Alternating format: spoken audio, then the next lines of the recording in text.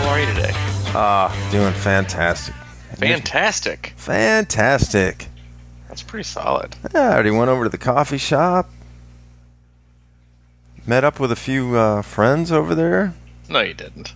Well, people who I know. Okay. Let's.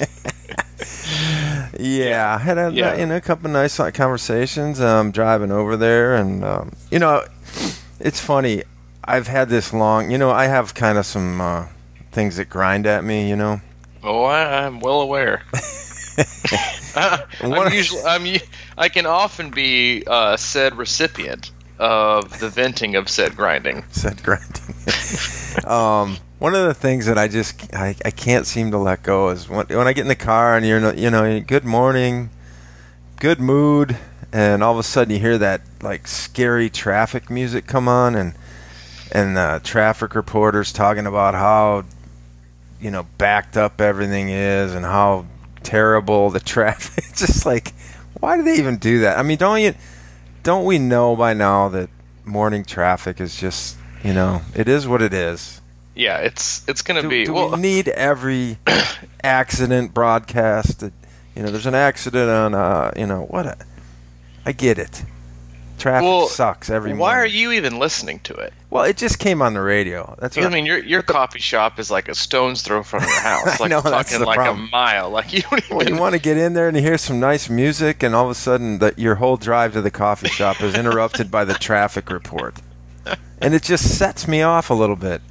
Not enough to not want to be happy during this podcast. Are you sure? I'm positive. I mean, we spent the first 5 minutes starting around talking about traffic. I can get it. I can understand that. But it's the point of the whole media circles. Let's just be in a good mood, man. We know what we got to deal with. I'm right there with you. I mean, I don't even like hearing it. I mean, we have a pretty, right now I'm taking Hayden to daycare in the morning, and so I do have to be aware of this traffic situation, but it's not really going to change much. I mean, I hit the app to let me know, like, once I get to a certain point on the interstate, I do need to check it, because there's 3 different routes I can take to get to Hayden's daycare. Yeah. And depending on, but I'm not going to let Henry Hollywood Traffic, or whatever his name is, tell us. Henry Hollywood. What's his name? Well, there's a million of them. They all think they're superstars too. That's my other Hollywood. This has been your daytime traffic, brought to you by Hollywood Hendricks. That's his name. Hollywood. He does not go by that name. Yes, he does. Hollywood Hendricks.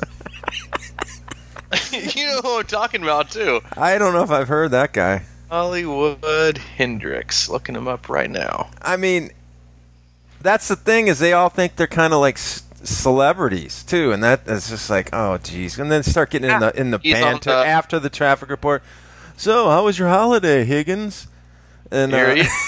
Hollywood, look him up. Hollywood Hendricks. Hollywood Hendricks. Yeah, CC. Yeah, he's a traffic reporter / producer for the national iHeart radio station. Oh. But yeah, he sounds very professional.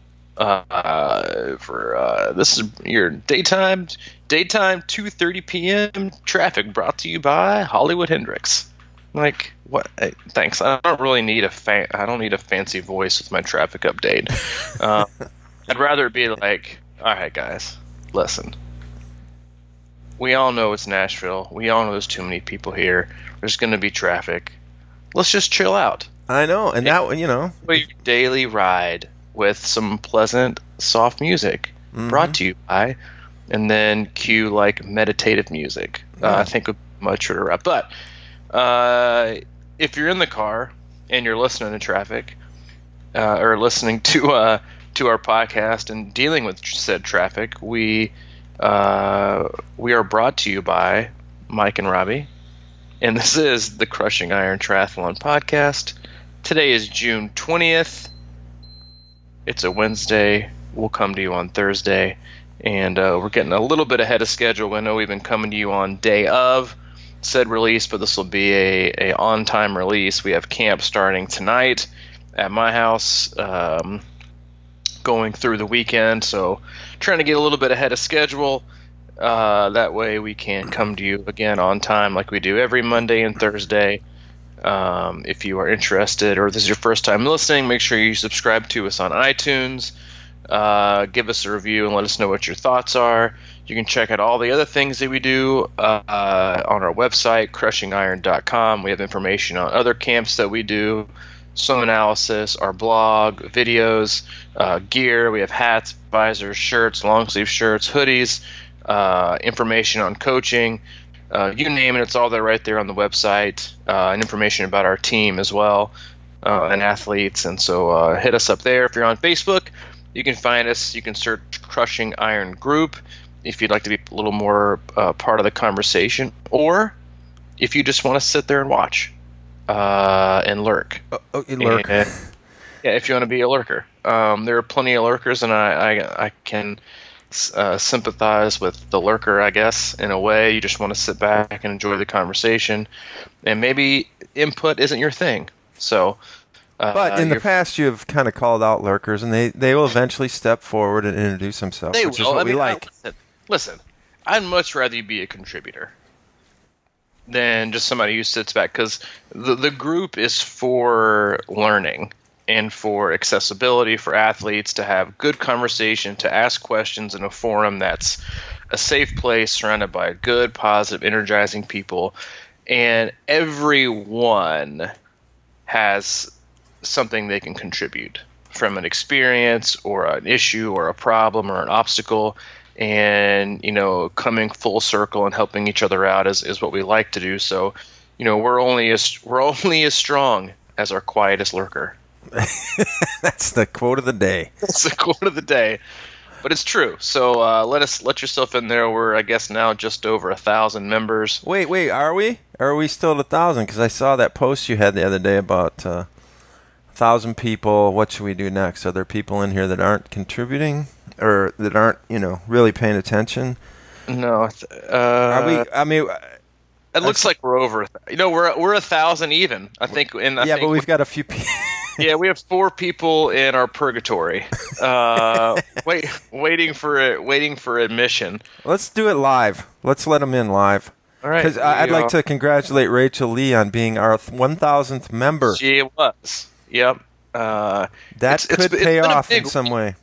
It says you have 43 new members this week, which is a lot. So there must be some people in the backlogs checking us out. So let's go ahead, and I'd like to of course. Yeah, welcome all in.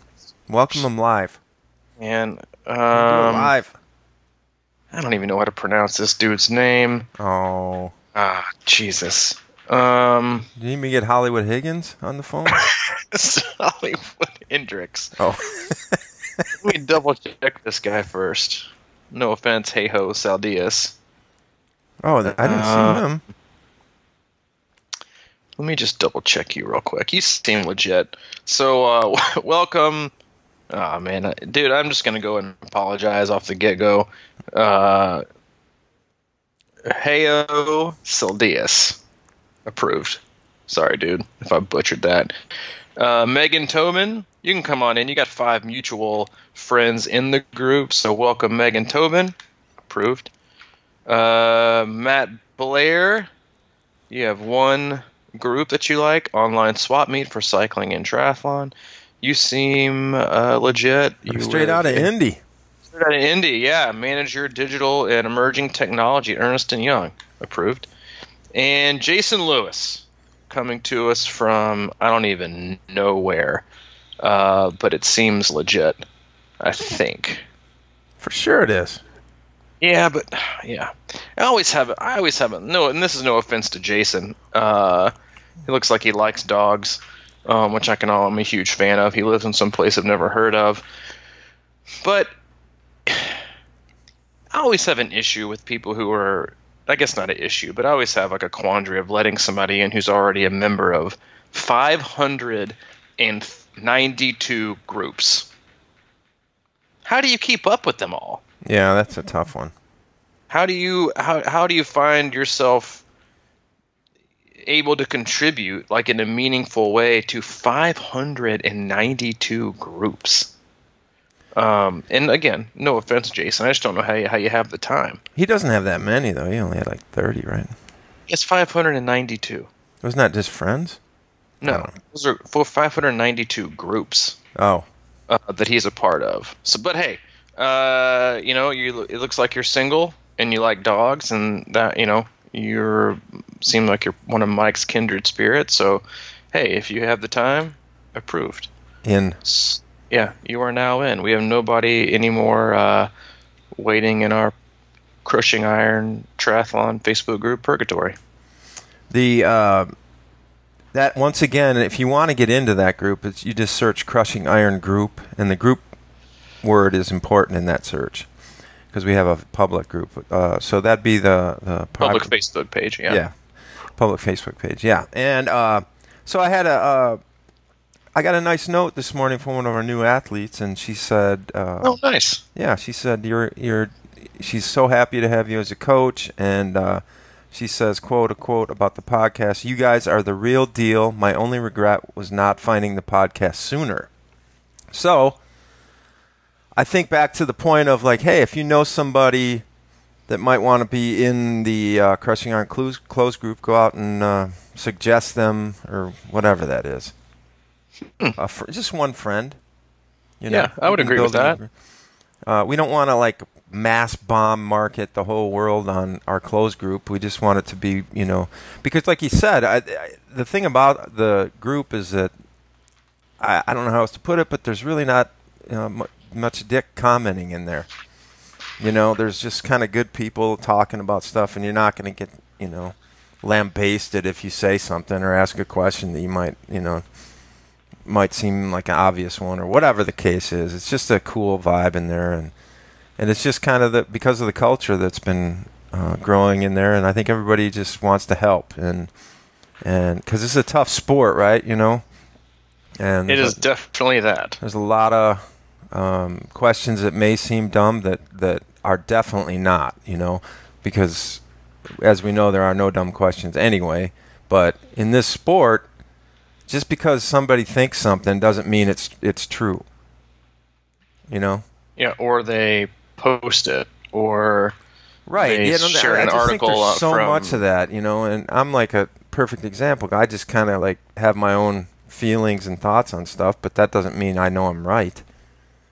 That might work for me or whatever, but there's no universal truths, it seems like, in this sport.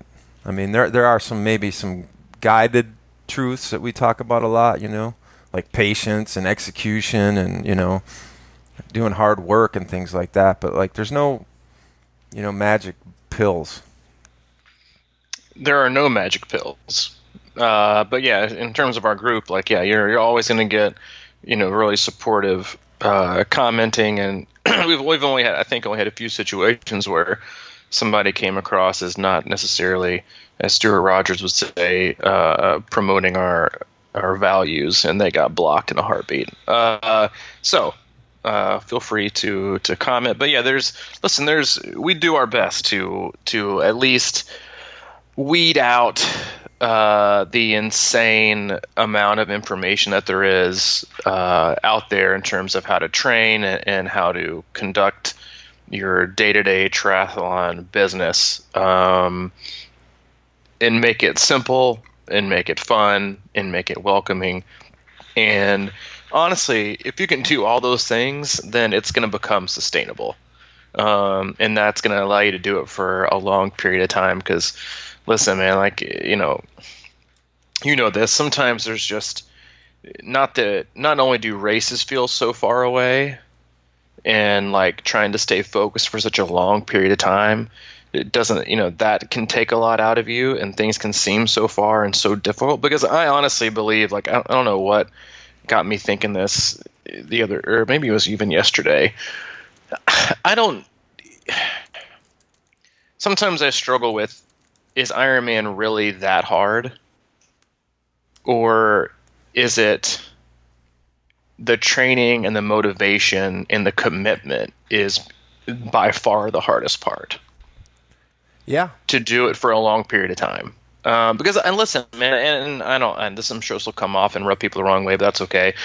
Like, I was on the trainer yesterday doing some intervals and stuff, and I was on there for a while. And I was our downstairs TV is like hooked up to internet. And I was watching like some YouTube videos about Ironman events, and like I was watching this one video, and it comes up every once in a while, and honestly, it just like it pisses me off a little bit.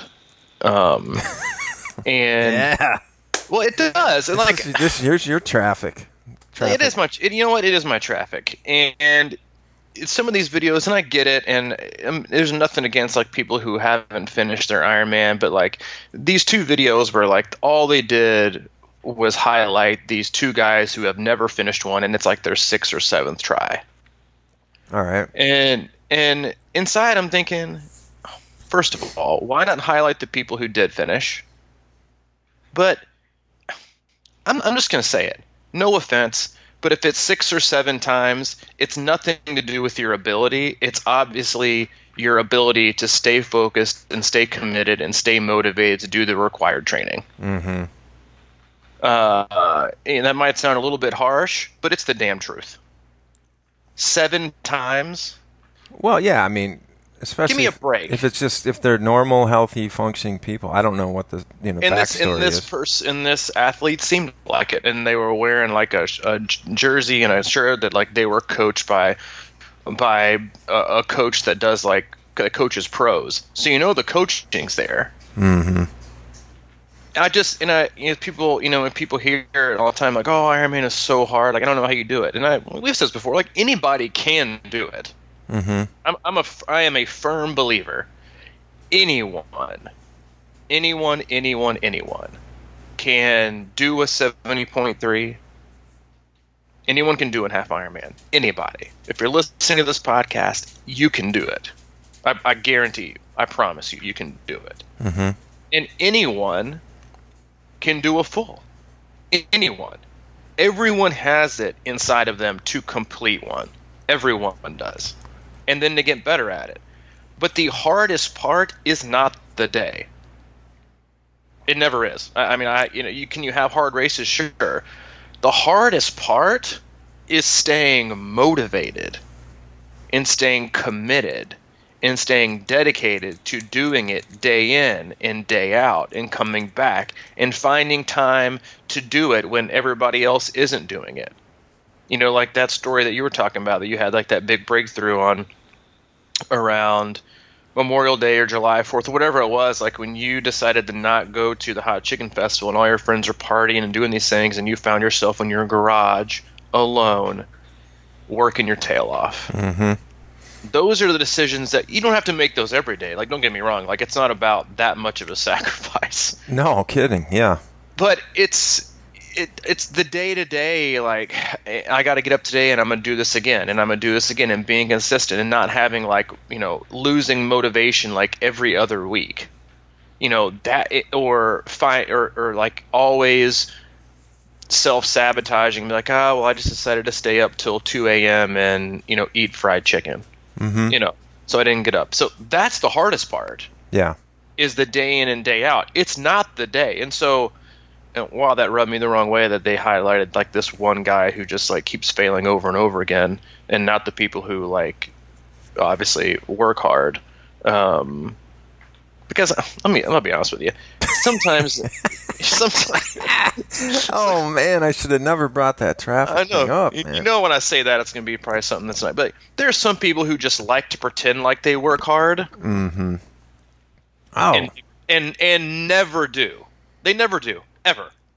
They don't work even like half as hard as they come off as like on social media. As they're like busting my butt, hit the grind, hashtag beat yesterday, do epic this. I'm like, dude, whatever. Because 9 times out of 10, you just don't cut it. Okay, I'm gonna get off that side. Just let it go. I'm gonna let it go. It's my traffic. I'm gonna let it go, and I'm gonna sit in traffic for a minute. But the hardest part, because I hate it, because there's a way there in a way that like shows people that it's not possible. Even if you work this hard, you're not going to be able to do it. But I'm here to tell you, if you're listening to this podcast, no matter where you are in like your athletic journey, whether it's your 2nd week doing it, and you found this podcast, you were trying to find information on like what even goes on in T2, Mm-hmm. Or you're a person who's been doing it 6 years and you're still thinking like, I don't even know if I have what it takes. You have what it takes physically. I promise you. Everybody can find it within themselves physically to do it. Mm-hmm. But it is the commitment and the mental fortitude and the emotional investment that is easily the biggest barrier for anyone. And even for athletes like myself, who have been, like in you, who've been doing this for a long period of time. Like, this. I think sometimes you struggle with this when it comes to goals that you really want and would like to have or would like to do, but then it's like, how long can I keep this up? Yeah. It's so hard. And even I found myself like yesterday making the decision, we've got camp this week and I've been, really zoned in for what feels like since basically the week after Louisville last year. And I was like, after my like run this morning, a swim, like for camp, I'm just going to put my Garmin in my pocket and I'm not even going to look at it. Mm-hmm. I'm just I'm going to detach from, I'm just going to work out. I'm just going to train for training's sake and enjoy every ounce of it with other people and kind of refill my bucket. Yeah. And because you can't, especially which a lot of us do, when you train alone basically 99.9% of the time, which is me. It's just hard. Mm-hmm. Do it for a whole year, and it's important to take that time and just kind of refill your cup, per se, on things that fulfill you and get energy back. And so that, camp for me is coming at like at a perfect time. Yeah, it is a perfect time. And you know me, I'm like the king of analogy and sort of like searching for different things and stuff like that. Mm-hmm. And it's funny you bring this up because yesterday I was thinking, well, I got I don't have a ton of stuff. I always like say stuff like I'm having a few guests for the camp, and I'm trying to get things a little bit ready. I'm a bachelor, so I'm not really like scrubbing floors and stuff like that for these guys, but I was looking at my backyard. It was getting really long, and it's so hot yesterday. And I'm like, man, I just do not feel like mowing my lawn. So I was thinking about how can I make it, fun? How can I make this fun? That's like, I felt like mowing about half my yard. Mm-hmm. Maybe that's about what I had in me. So you know what I did? I mowed half my yard. And but let me tell you how I did it. Like the half of the backyard, or you just mowed the front and left the back? No, half of the backyard. The front's mowed. That would drive me absolutely insane. But maybe not when you see it, because what I did was I mowed every other strip, and then I did it on the same way back, and there's a checkerboard with long patches. It's pretty badass. Orange and white, a little checkerboard end zone, Neyland Stadium. I'm thinking about it. I'm thinking about like spray painting the long patches orange. But, okay, you got me. I'm in. But the thing was, I was like, as I was doing it, it kind of reminded me. I was like, oh man, this is kind of a kid move. It's kind of a kid move again. And it started getting me thinking about back as I was a kid. And some of those days where you'd go out and you'd play football, and then you'd ride your bike, and then you'd go hiking or go you'd do like all day. You would do just stupid stuff and make it all up and kind of create games with it and everything like that.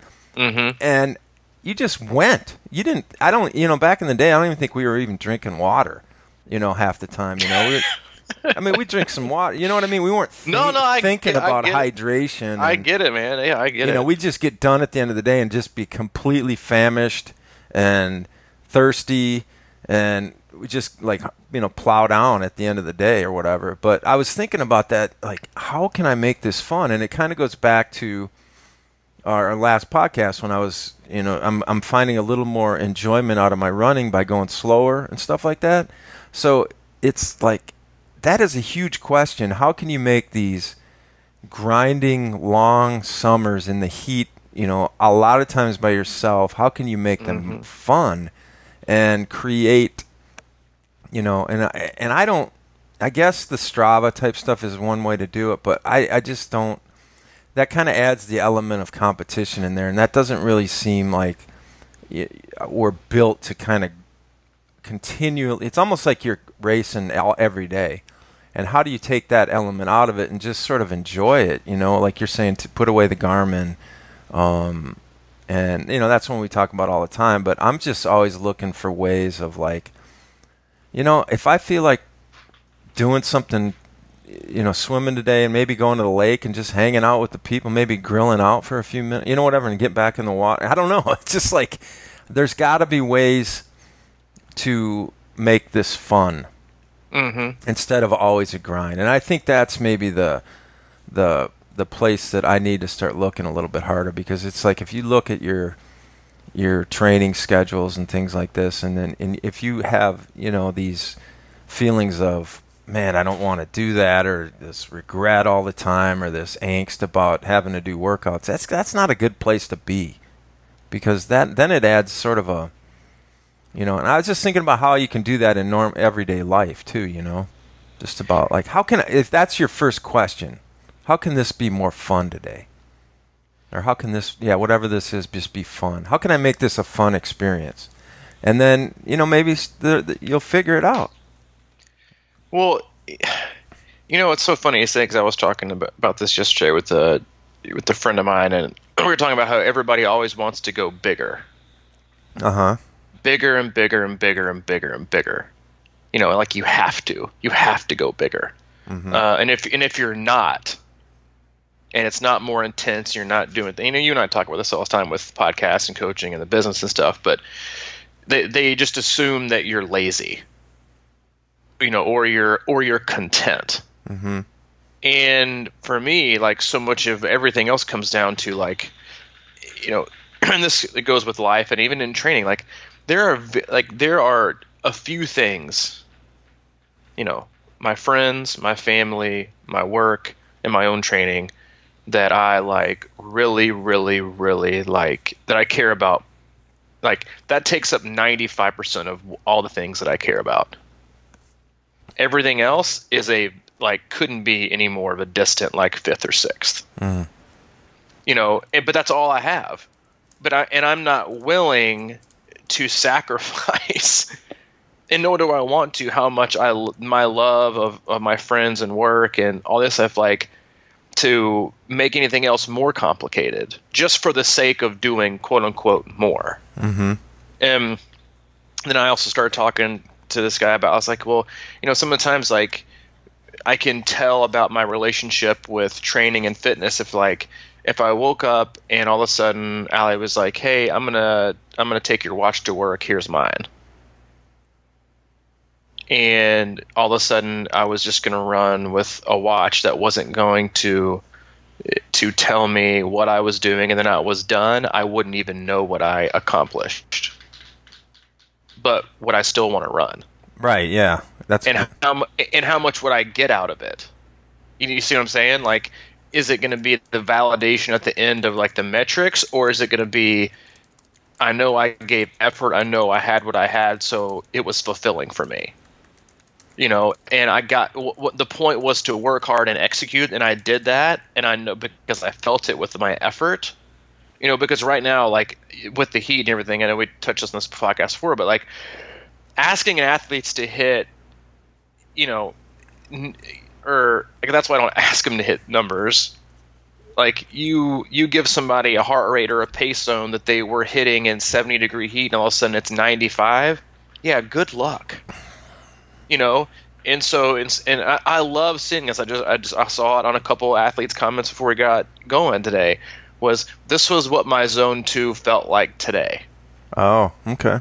This is all I had this is what my zone 3 was today. Mm-hmm.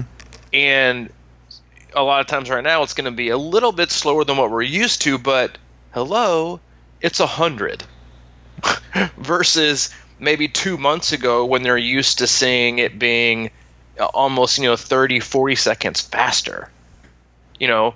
But it's still the effort, and it's still the body, and it's still what you feel. And when you whittle things away and you get things down to its most core, you know, fulfilling aspect of what you're doing, is you're doing it for yourself. And if it feels right, then your first inclination should be that it is right.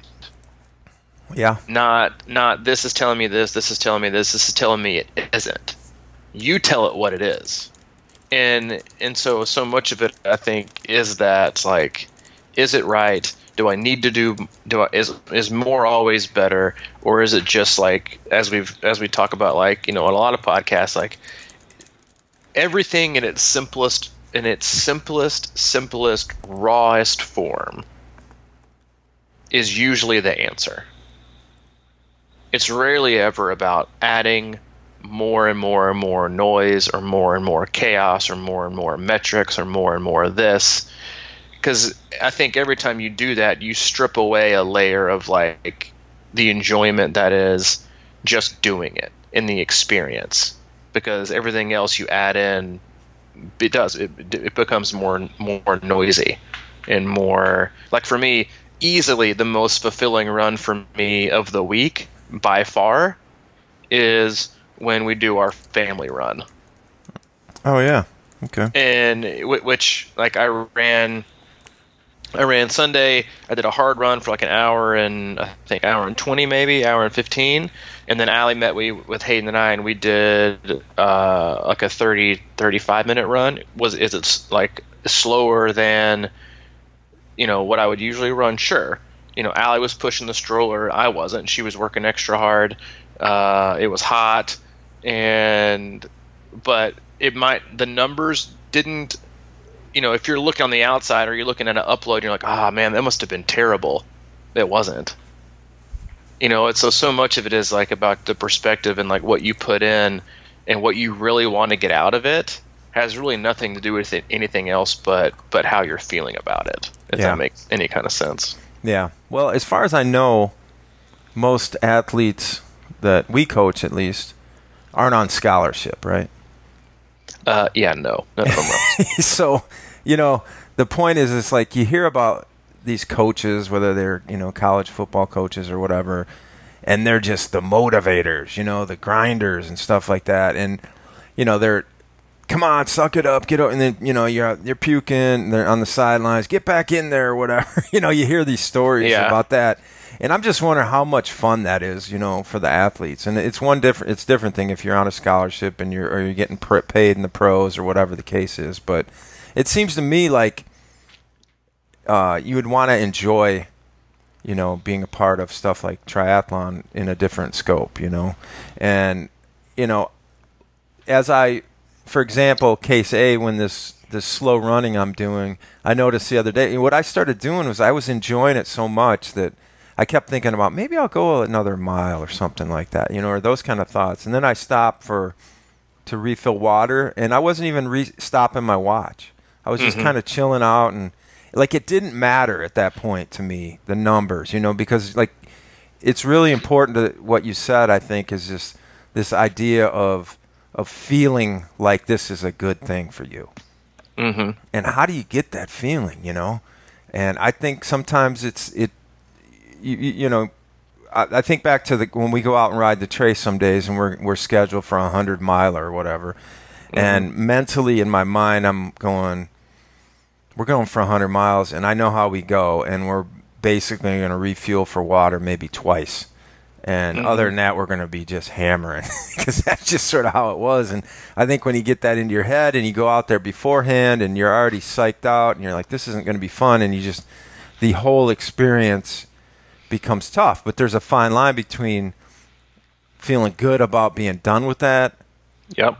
And, so this motivational piece is important, but I think there's a time and a place. I don't think we can, and I think it's just natural, like, into your programs, your training programs, is everything isn't hard. In fact, we can't, like, I've been guilty of not really paying respects to those off days, or those easy days. Mm-hmm. And I think that is a really big point to kind of articulate, is that easy means, I was I can't remember, it was Born to Run or one of these books, and they were talking about the Kenyans, and somebody went over to watch them train, and they run 100 miles a day or something crazy, like just through the villages or whatever. But they on their slow day, they go like 10-minute pace. And the guy was like, "What? Is this really?" He goes, "Oh yeah, man. They take that really seriously. Yep. Those super long, slow days and easy days." And what was that one woman? I think she won Boston or something, or New York, and they asked her about her running like strategy. She goes, "I don't know. I just go run. I don't really pay attention to pace, but she just runs a lot." And sometimes she goes easy, and sometimes she feels hard, like she wants to go hard, and she just goes hard. And there's something to be said for creating your balance and understanding.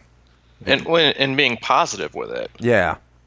You know, like it was. We had this. Well, because I just want to say quick, because you sometimes if you don't have a good run on quote unquote your hard day or whatever, and then your next day is supposed to be an easy day, I think we have a tendency to be like, I need to go out and prove that I can actually do something better. You know, so you don't respect the easy recovery kind of workouts. Sorry. Yep. No, it's okay. It's so funny you're kind of went in that direction. It was, Allie and I went to this parenting class on Saturday called Positive Parenting. And it was like 3.5, 4 hours long.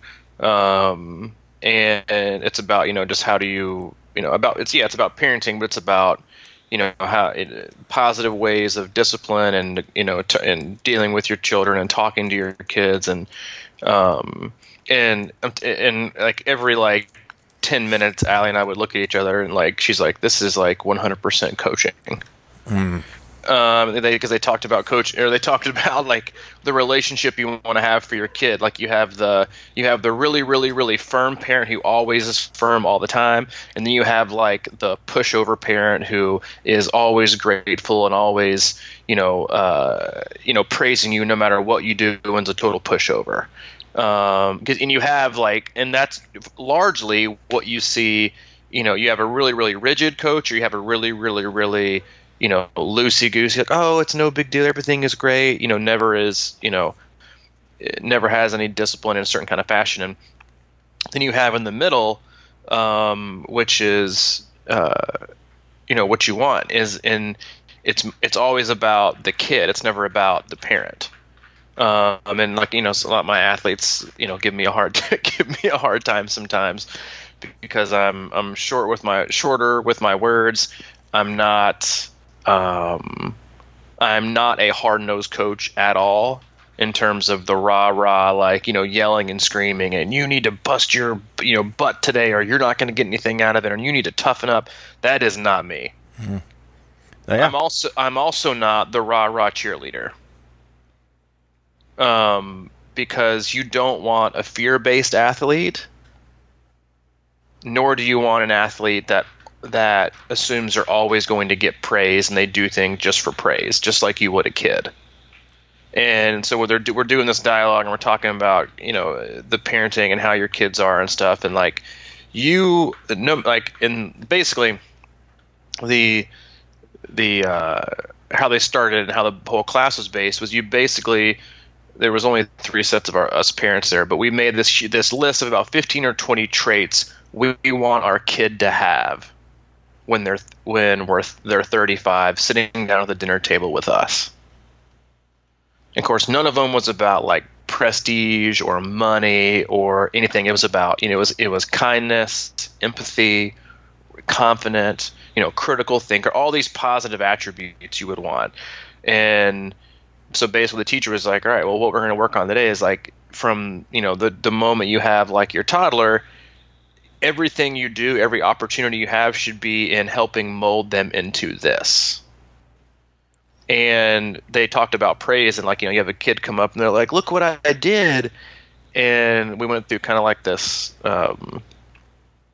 role-playing aspect thing of it, which I was not comfortable with, but it's come on, man. Yeah, but I did it. Hey, listen, anything that if we can do stuff better for Hayden, I will. But it was interesting to listen to the feedback when a kid would come up and hey, he's like, hey, look what I did, and the parent says, I'm so proud of you. I'm this. I, and it turns everything into about you instead of about what the kid did.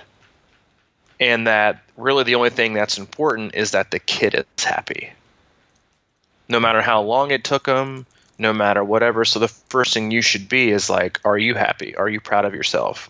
And then you reaffirm them. And it would just, so much is about coaching. It's about, the kid should be, in love or happy with the process and the effort, not the result. Because then everything they do is tied to either fear of not doing it right, or that the only time they get praise is when they do this. And like when you like revert that back to an athlete, even without a coach, it's like, do I have to have like a PR set on every workout to feel fulfilled? Or do I get fulfillment in the effort and the journey and the and like not just the experience and journey. That's not what I'm thinking of. Like just setting out to do something and just working hard to try and do it. Because so many times, like, it's not about the finished product. Like, rarely ever is it always about the finished product. It's about your intent. Mm-hmm. Yeah. And we just get lost in that so many times as adults, in so many things, whether it's our kids or your work or relationship. It's always about the result. And a lot of times the result is just it can be a pass or fail. But if your intent and your approach is that, hey, I just want it to be good and helpful and positive for me, then that is the goal, and you really can't go wrong. And the same thing can be said, like, I had they just newly got married, Cody and Claire, and she said, hey, we skipped this run we skipped our run tonight to go have dinner with the buddy who's shipping off. Oh, that's just unacceptable. It's right. And she said something like, it seemed like that was the best call. I'm like, yeah, of course that's the best call. Like, I would have been upset if they had have run instead of doing that. And so it's like everything else in your life. It's about what fills you up and what feels right, so they have no guilt. You know what I mean? And so it's about doing things that are true, and I want my athletes to think like that anyway. It seemed like a better idea to spend this time with my kids, or to spend this time with a friend who, like, another athlete was like, hey, I skipped my workout tonight. My friend was having a really hard time. I felt like it was the best use of my time to go have dinner with them. Yeah, A+, way to go. Mm-hmm. Like that, and that's how we should deal with everything, is just being positive and filling ourselves up, not putting ourselves up for auction every day to judge ourselves and feel good or feel bad based on other things that aren't about what's really true. Yeah, retreating into that isolation tank that is triathlon training at times. All right, so now what I thought we'd do is maybe do a little role play. Mike.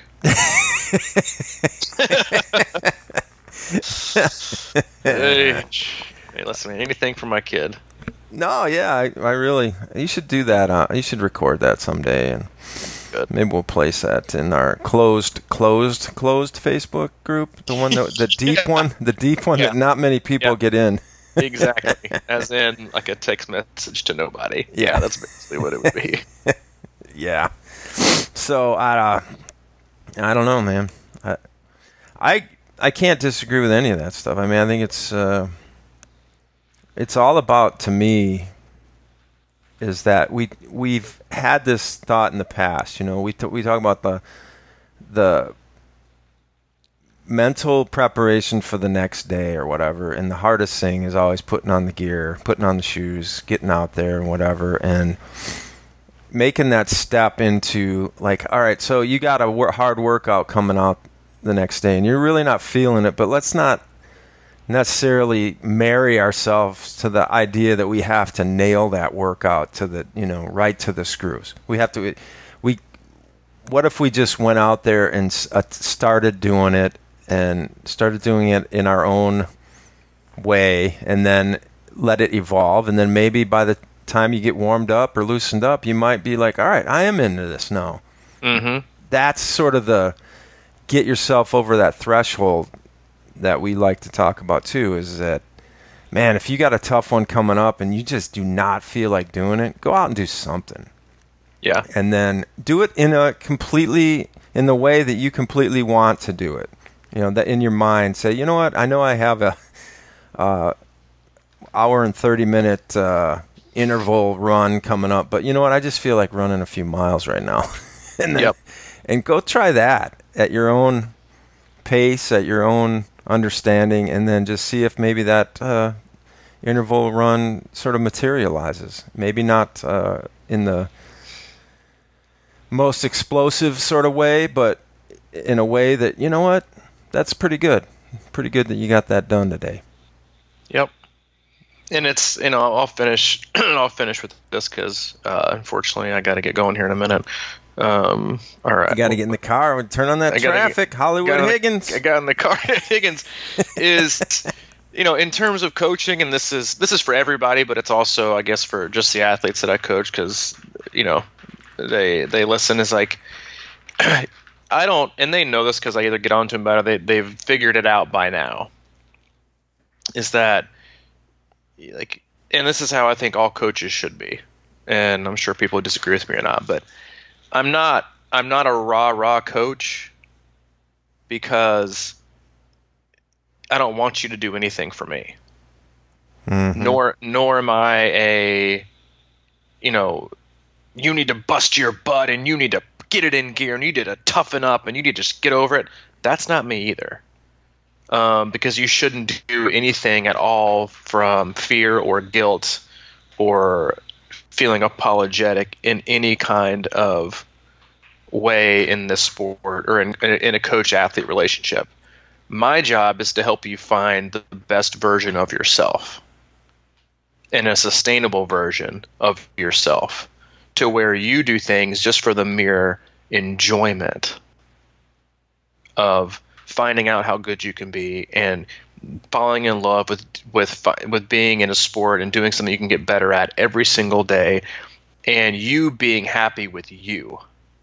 Because as a coach, you're not going to be around forever.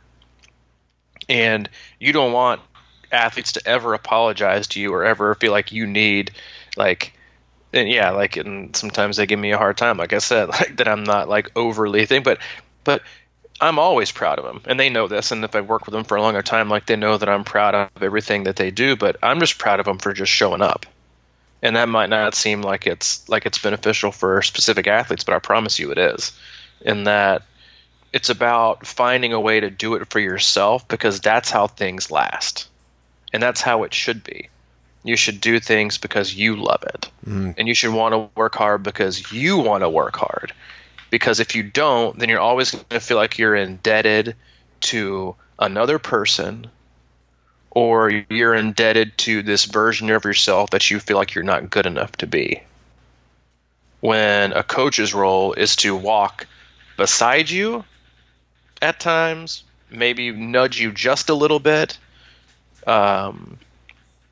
behind you, but a lot of times it's just to get in front of you and prevent you from beating yourself up. That is a lot of my job, is convincing athletes to not train too hard. But a huge aspect of it with a lot of my athletes, because they're so driven, or they've been working with me so long enough that they're already into the process of self-discovering and pushing themselves harder and getting great results.